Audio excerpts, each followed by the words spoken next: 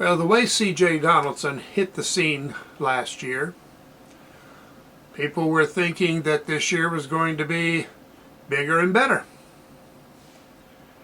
Well, things quite often don't go in a straight line, as anybody who has even been through West Virginia should know.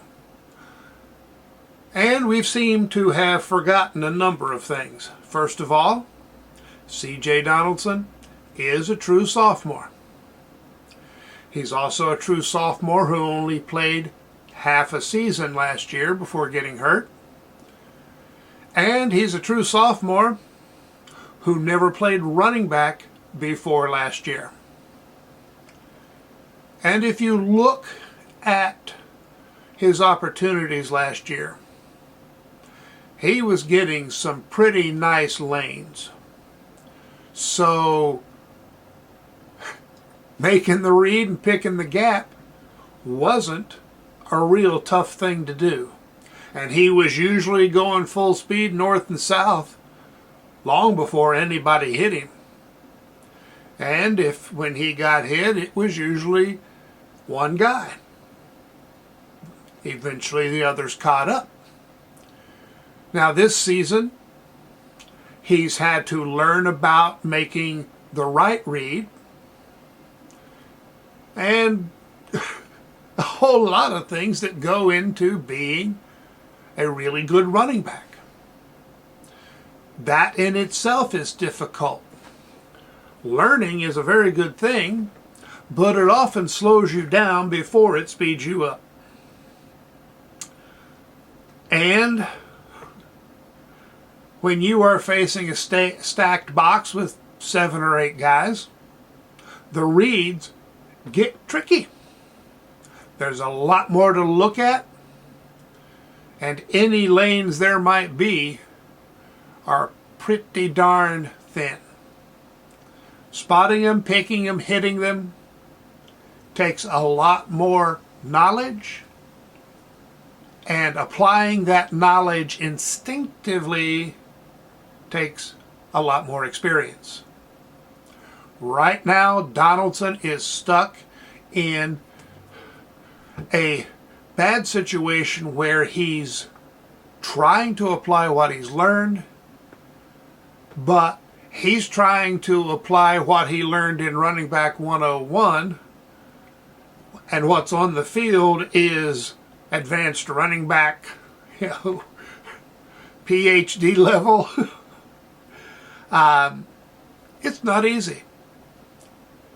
But he still has that great mix of size and speed, and he has very sweet feet.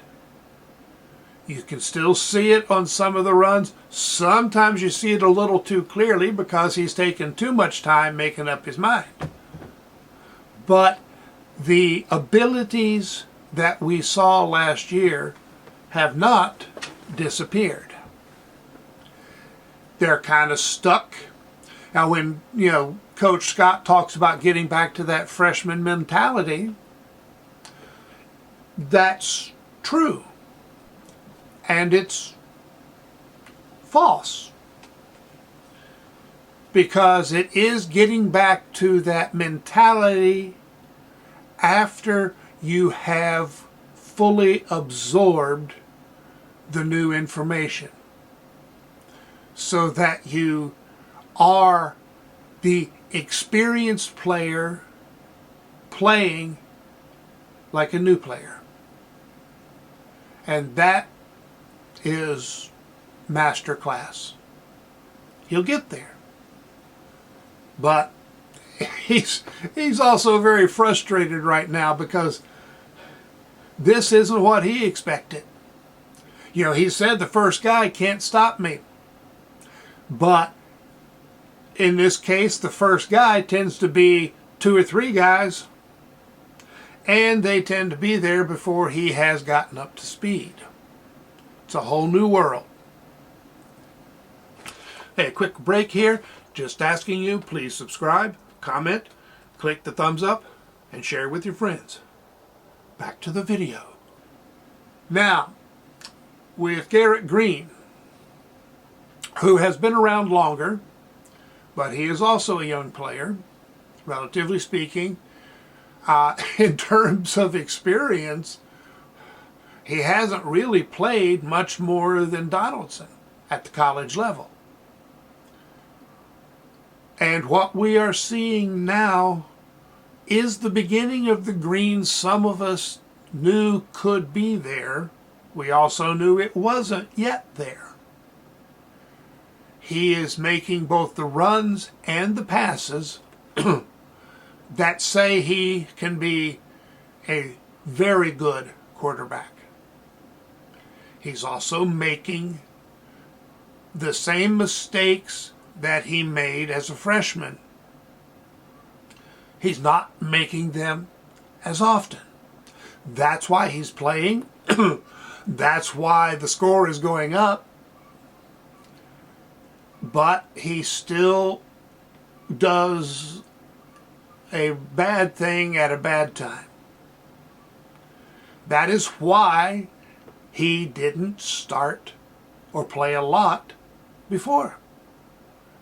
The ratio of good plays to mistakes was way out of whack. Now the ratio is almost where it needs to be.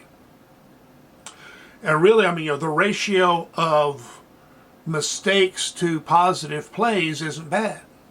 It's the size and timing of the mistakes. And that's, again, that's sort of, I've talked about the hero mentality with Greene, and he wants to put the team on his shoulders and carry them to victory. And that's a good thing. And he knows that putting the team on your shoulders sometimes means giving the ball to somebody else. It means making the right choice, not trying to do it all yourself. I know it. The coaches know it. Greene knows it. A lot of the fans know it. Some seemingly don't.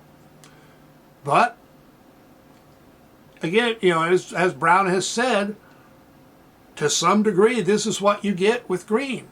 That energy and exuberance that is tied to his ability is going to get in the way sometimes. Just have to limit that. And again, that's coming. It's, he's progressing. He understands the situation. I wish he had been taught this sooner. I think it's such a problem for him now because in high school, he could just load the team up on his back and carry them across the goal line because most of the competition wasn't good enough to stop him. They wouldn't make him pay for what was actually a mistake. And in those situations, coaches often just start to rely on that ability. We've got young guys. And if you look at the team, we have a young team. A lot has been said about the experience on the offensive line, and I think that kind of skewed the perspective. But overall, this is a pretty young team. And some of the older players are in their first year at West Virginia.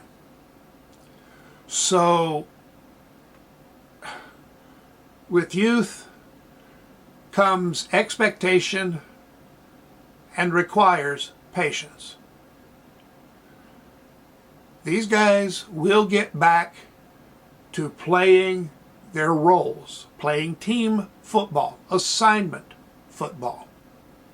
We'll get the defense hitting the right gaps. We have to be a little bit patient. And if you go take a look at the roster that is now in place, you should be happy.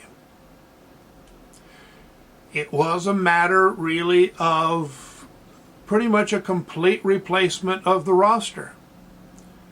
And doing it the Deion Sanders way is, generally speaking, not a good idea.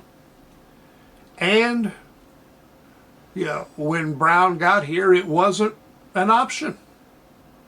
You still had limits on how many players you could add in a year.